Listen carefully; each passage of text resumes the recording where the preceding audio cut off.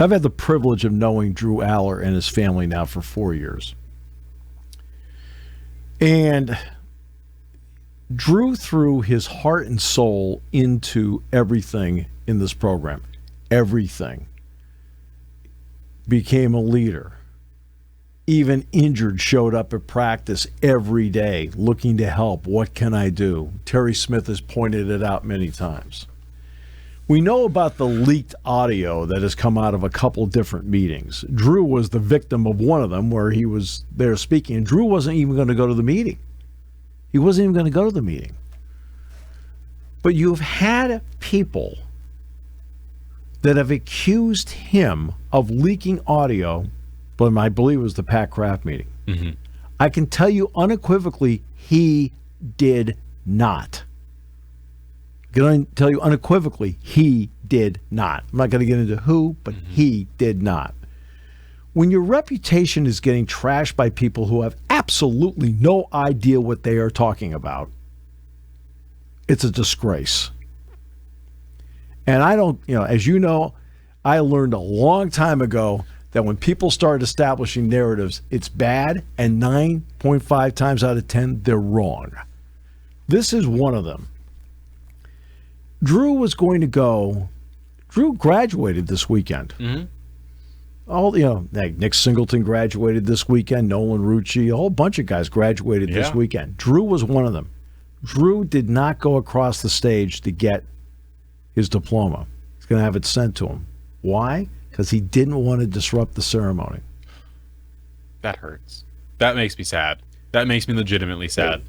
As someone walked across the stage 3 years ago, it was one of the most special moments. You don't think about it in the moment, but afterwards you're like, that was, I graduated college, and Drew graduated. Yes. That's incredible. Yes. And he deserves to have been able to walk across, but he made a decision because of what he knew would happen if he walked across, because of narratives, as you've said, that have been woven. That are wrong. They are wrong, and they're being done by people who are portraying themselves in the media. Okay? This was not, for example, let's give it some examples here, and I'll leave some people out accidentally, so I apologize for that ahead of time. Yeah. But if a Mark Wogenrich or a Rich Scarcella or a Frank Bodani or a Bob Flounders or a Donnie Collins or a Mike Gross or a Neil Riddell, right, or like a Tyler Donahue or a Mark Brennan, and who's the other guy from Penn Live? I can see his face. John McGonigal or John Sauber. Right? If they put the story out, it's a story. It's legit from a legitimate journalistic source. Nate Bauer, Sean Fitz, T. Frank Carr, Audrey Snyder, Ryan Snyder, Greg Pickle, people like that. I want to make sure, I'm trying not to leave people I truly, deeply respect out of this. If they put it out, it's legit. It's sourced. It's done by journalists who have standards. Instead, you've got people out there, throwing it out on Twitter or on a podcast or whatever. What are you doing? What are you doing? I am so disgusted by this. Drew Allar and his family are not good people. They're great people. They are great people. And this guy threw his heart and soul into this place for 4 years.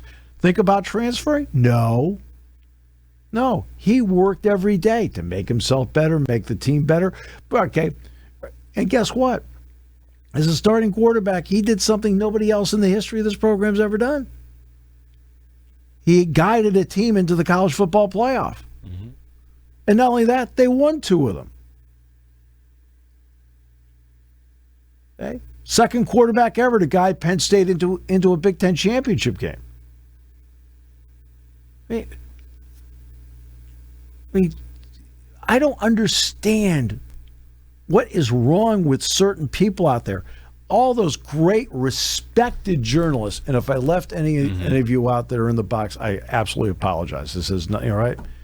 But those are the long-time writers that I just think hopefully I got all you guys in there, right?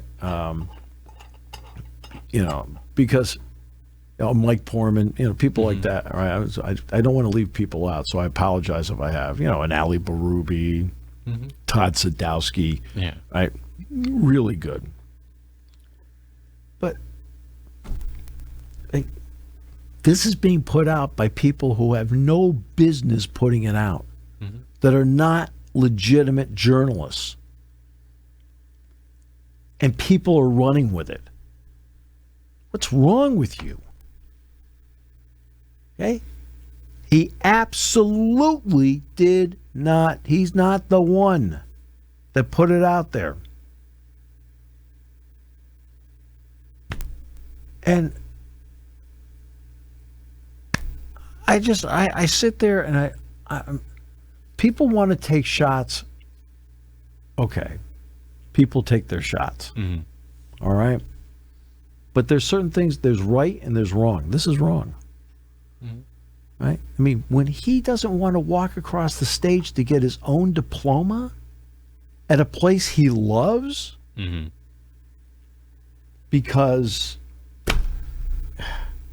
he's put in 4 years of work in college. He put in 4 years in high school. He put in years in middle school. He graduated college, which is a humongous achievement, and you should be allowed to walk across stage.